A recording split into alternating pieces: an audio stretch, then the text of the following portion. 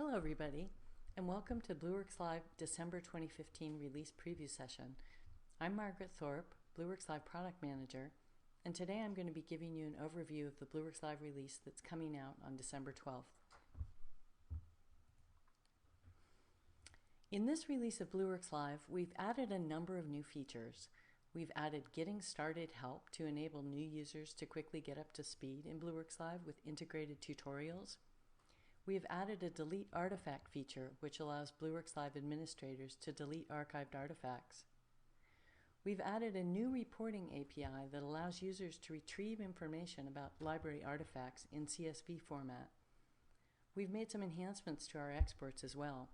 The performance of the Word and PowerPoint exports has been improved, and activity numbering is now included in the Excel blueprint export. Let's take a closer look at these new features. First, let's look at the new Getting Started help. You'll find that there are new Getting Started tutorials integrated into Blueworks Live now. Each of the tutorials comes with a video and a process blueprint that teaches the user how to perform some basic modeling tasks in Blueworks Live. To start using the new Getting Started tutorials in your Blueworks Live account, the Blueworks Live admin must enable the new training feature on the Customization tab of the admin console. You can see here in the screenshot above the checkbox that controls this feature and turns it off and on, enabling it for the account. So as part of enabling the feature, a new account-wide training space will be created within Blueworks Live. It will be called Blueworks Live Training unless you change the default here.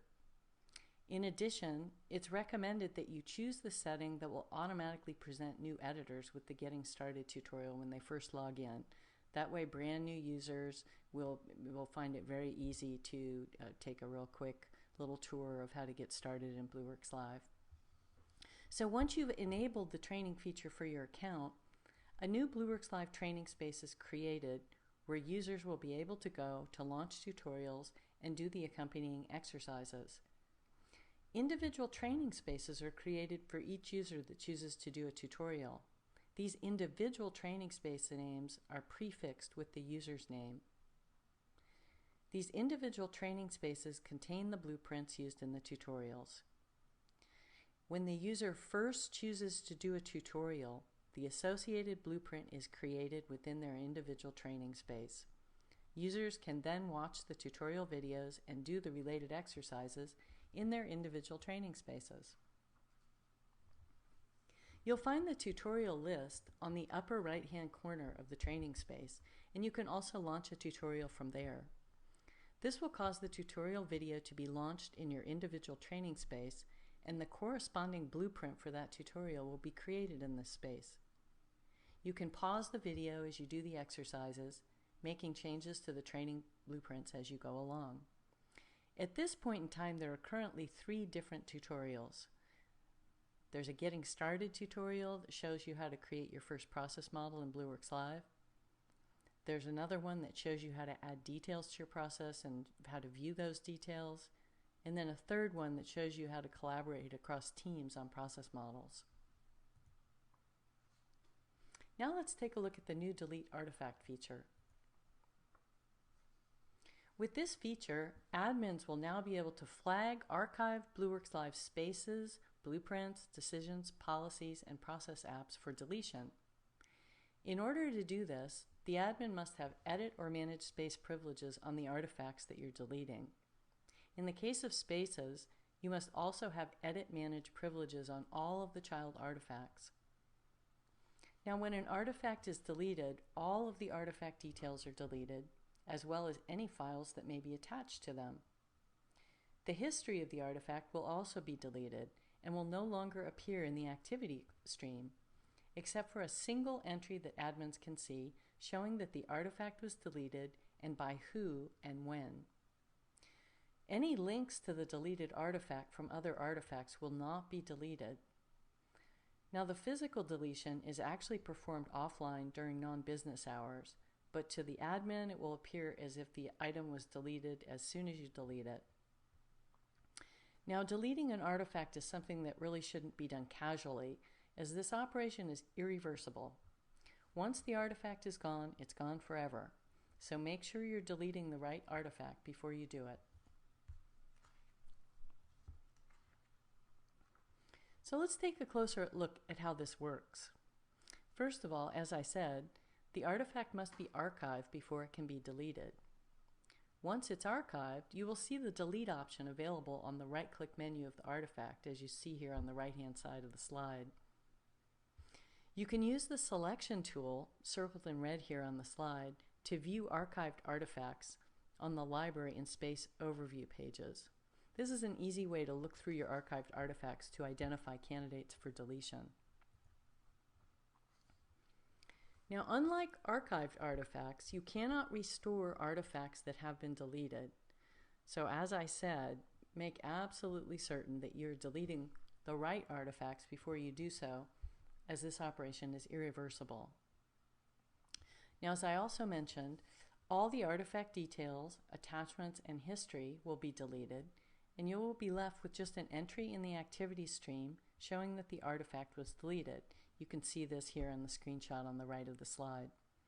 Now similarly, if you look on the File Management tab of the Admin Console, you will see files that were attached to deleted artifacts. They'll be flagged as such, and you can see what that looks like here in the screenshot on the bottom of the slide.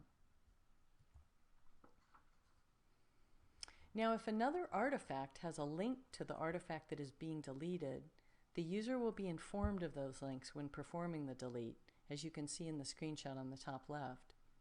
If the user continues with the deletion, the deleted artifact will appear as inaccessible from any artifacts that used to link to it, as you can see here at the bottom of the screenshot, on the screenshot on the bottom of the slide. So you will need to remove those links manually if you want to update them or clean them up. Now, I'd like to clarify a couple of things related to archived artifacts in Blueworks Live. There are really two ways that an artifact may be archived in Blueworks Live: explicitly or directly by the user, or it may be archived implicitly if it's the child of an artifact that was archived directly by the user or explicitly.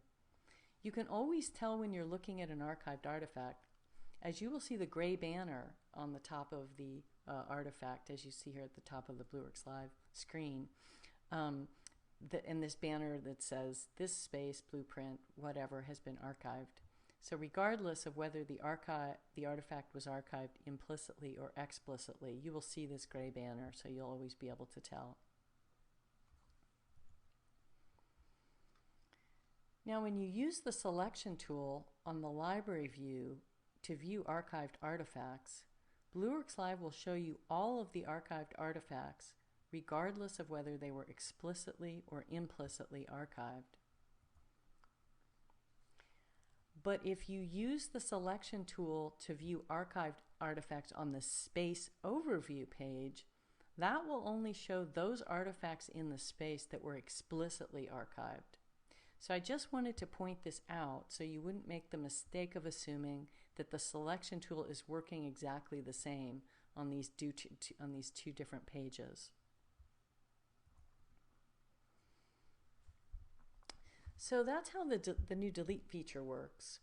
And deleting unused artifacts from your account can actually improve performance significantly. So we encourage you to think about putting some kind of periodic review in place, maybe quarterly, maybe annually, where you can review activity in your account and identify candidate artifacts for deletion. Now, there are a couple of tools in Blueworks Live that can help with this, and I'd like to take a quick look at a couple of them in case you may have forgotten about them. So there's the space hierarchy details view. So if you go to the hierarchy view of your spaces and you click on that show details out there on the right hand side, you'll see this view that we're looking at here on this slide, which shows you all of your spaces and a summary of their contents and last activity date within the space. You'll also see an option out there to the right to export summary of spaces. And I think this export can actually be useful for reviewing your archived spaces. So if you go ahead and export do that export, this is what the the Excel export looks like.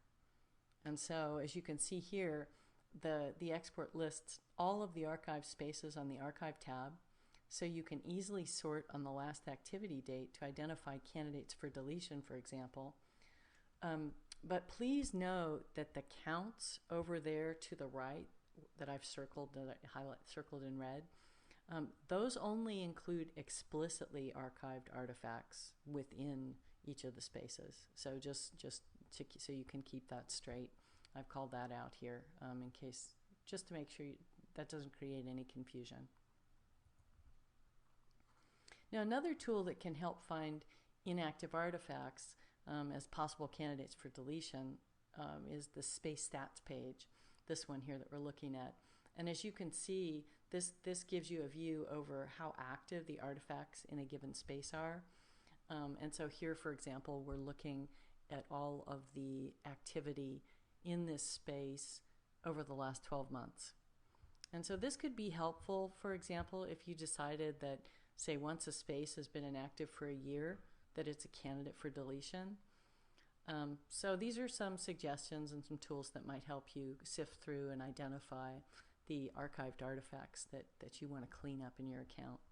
So that's how the new delete feature works. And these are some of the tools that can help. And so I guess I'd just encourage you to start thinking about cleaning up your archived artifacts using this new tool, since it can really have a positive performance impact in your account. So it's one of the things that you can actually do to improve the performance of your account. So please take advantage of it. Now let's talk about the new reporting API. So with this new API, you can retrieve information about spaces, blueprints, process apps, decisions, and policies in the CSV format. You can specify which fields to return. The API currently supports retrieval of name, the artifact name, the version, so the name of the current version, an ID if you're using IDs, the type, what kind of artifact is it? Is it a decision, a policy, whatever. The hierarchy, so it will show you the breadcrumb where the artifact is in the space hierarchy. The space itself, tags, whether the artifact is active or not, whether it's published, the published date, the published name, which would be the snapshot name. So the user can also filter which artifacts are returned based on whether they're active or not, published or not, based on the type of the artifact as well. So for example, you could only retrieve decisions. Now when you filter on a space, just be aware that the API will include all child artifacts that match the filter, whether they are in the specified space or in a subspace of it. So if you want to exclude children artifacts that are in the subspaces, you can use the top space only parameter, and the API will just return artifacts that are in the top level space. So here's a simple example that uses the API to return all of the info about decisions in the account. So you can see that the CSV output, it will list all of the decisions in the account along with their name, space hierarchy, tags, and other fields. So this is the new API. Give it a try and let us know what additional fields you'd like to be able to see it output. And just another comment for those of you that are interested in learning more about the Blueworks Live APIs in general, there's a great article being published on DeveloperWorks any day now about the APIs and a variety of different ways to use them. And when it's published, I'll go ahead and post a link to it on the Blueworks Live blog, so those of you that are interested can go out and check it out, because I think it's really great. All right, and so last but not least, we made some enhancements to the Blueworks Live exports that I'd like to talk about here. So we've improved the performance of the Word and PowerPoint exports, and we've given you more control over the linked processes that are exported. Exporting large numbers of linked processes can be very time consuming. So if you don't need to export all of the linked processes, Blueworks Live will now tell you how many directly and indirectly linked processes there are, and you can decide whether to export them all or not. So several customers have asked us for this, actually been asking for this for some time. So hopefully this is useful and will save you guys some time. And it's also cheaper in terms of system resources as well. So you won't be hogging CPU and slowing things down if you're doing a lot of these exports. Excuse me. So we've also had another request for some time, which was to include the activity numbers in the Excel export. So now with this release, the activity numbers are included along with the rest of the process details in the process export, and it looks just like this. So in summary, that's the December release of Blueworks Live in a nutshell. We've shown you the new getting started tutorials that admins can enable for new users in the account. We looked at the new delete feature that will allow you to delete archived artifacts. We took a quick look at the new reporting API for retrieving library artifacts, and we looked at some improvements that we've made to the exports. So I'd like to thank you so much for tuning in today, and I hope you find these features useful. And now we're going to open it up to take some questions. So thank you so much, and I hope that you find some value in this release. Talk to you later.